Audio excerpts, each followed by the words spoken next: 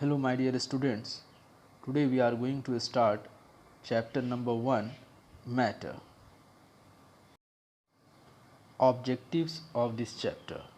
First, matter, its meaning and composition. Second, states of matter, solids, liquids and gases. Characteristics of solids, liquids and gases depends upon shape, texture and volume. Third, distinguishing properties of solids, liquids and gases.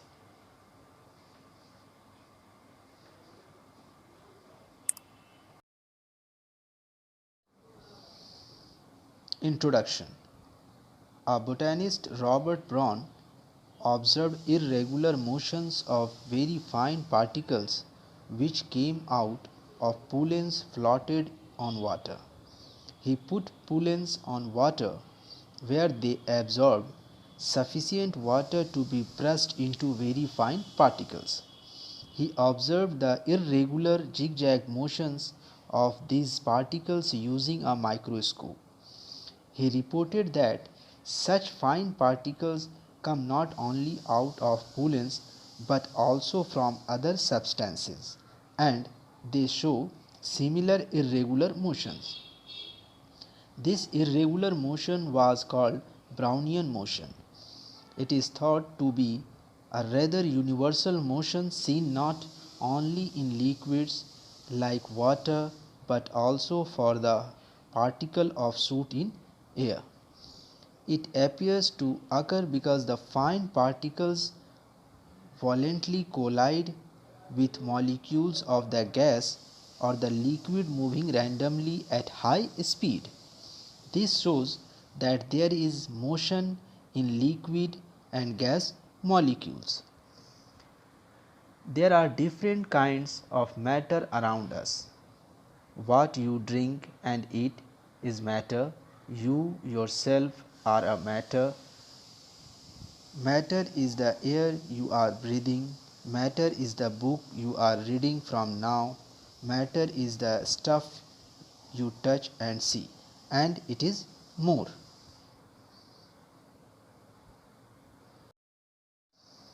Matter is something that occupies space and has its own mass. For example, air, water, food, table, oil, etc. All these things occupy space and have their own masses. Both living things and non-living things are matter.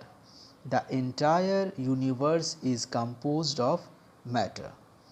All matter is made of atoms. Atoms are the smallest particle of matter. They are so small that you cannot see with your eyes. Nature of matter. Is it continuous or particulate? Let us perform an activity to decide about the nature of matter. It is continuous or particulate. Look at the picture. Let us dissolve some salt in a beaker which is half full and see what happens. We find that there is no increase in the level of water in the beaker. Where has the salt gone? The salt particles have occupied the space between the water particles. Thus, matter is not continuous. Simply you can say, when we dissolve salt in water, the particles of salt get into the spaces between particles of water. So, matter is not continuous. Element. An element is a substance which cannot be subdivided into two or more simpler substances by any chemical means. The element in turn is composed of molecules or atoms. If matter is made of only one kind of element, then the smallest unit of that element is called an atom. Atom. An atom is defined as the smallest unit of an element which may or may not have an independent existence but always takes part in a chemical reaction. If matter is made of two or more different elements, then the smallest unit of matter is called molecule. So, a molecule is defined as the smallest unit of matter which has an independent existence and can retain complete physical and chemical properties of the matter. An atom is the smallest part of an element which can take part in a chemical change. Intermolecular space, the space between any two consecutive molecules of a substance is called intermolecular space. Intermolecular force, the force of attraction between molecules is called intermolecular force. Matter exists in three states: solids, liquids and gases. First, solids.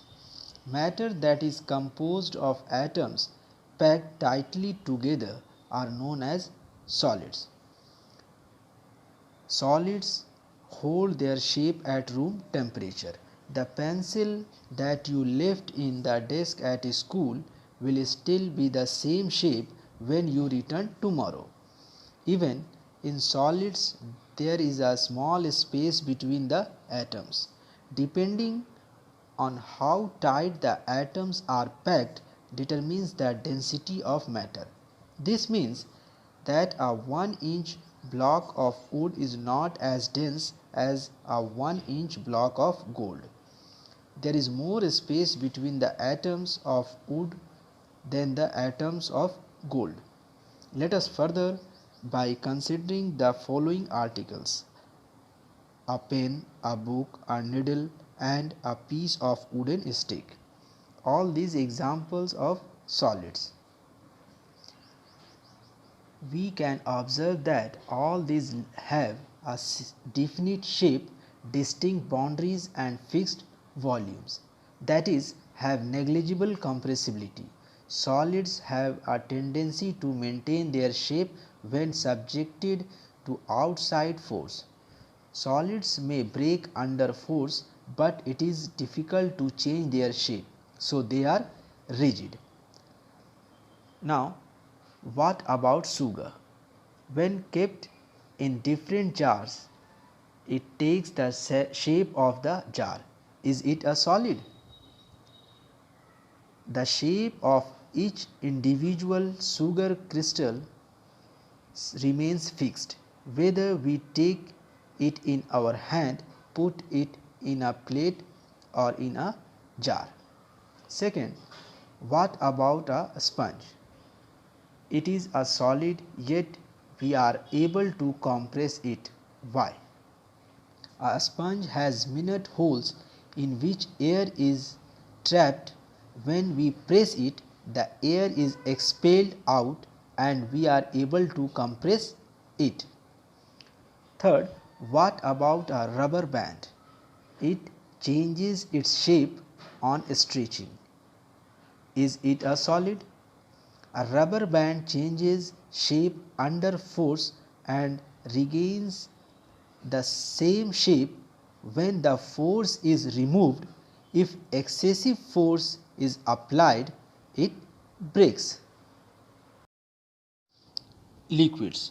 Liquids do not hold their shape at room temperature. There is a space between the atoms of a liquid and they move slightly all of the time.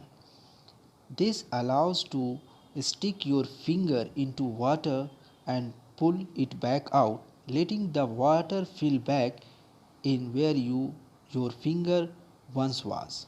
But when walking through the water in the swimming pool, you have to push the water out of the way. This means that you feel the heaviness of the water. Liquids flow or pour and can take on the shape of a container.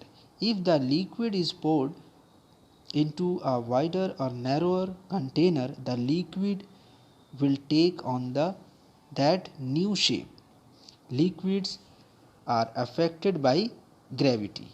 If you pour in half a cup of milk, the top half of the container would have no milk. Liquid cannot be handed to another person well without the container. Now, gases. Gas particles have a great deal of space between them and high kinetic energy. In the gaseous state, the particles move about randomly at high speed. Due to this random movement, the particles hit each other and also the walls of the container. The pressure exerted by the gas is because of this force exerted by gas particles per unit area on the walls of the container. Characteristics of solids, liquids and gases. Characteristics of solids. First point, solids are rigid and incompressible. Solids are rigid and incompressible because of the intermolecular forces of attraction are very strong. Second, solids have fixed shape and definite volume. Third, solids have their melting and boiling points above room temperature. Characteristics of liquids. First, liquids are almost incompressible but less incompressible than solids because the intermolecular force are not strong than solid. Second, liquids have fixed volume but no fixed shape. Third, liquids flow from higher to lower level. Fourth, liquids have their melting points below room temperature and boiling points above room temperature under normal conditions. Now, characteristics of gases. Gases are highly compressible, that is, gases can be compressed easily by applying pressure. Second, gases have no fixed volume and shape. Gases fill the container of any size and shape completely. Third, gases can diffuse into each other rapidly. Gases can diffuse into each other rapidly because they have kinetic energy. Fourth, gases have their melting and boiling points both below room temperature. Thank you.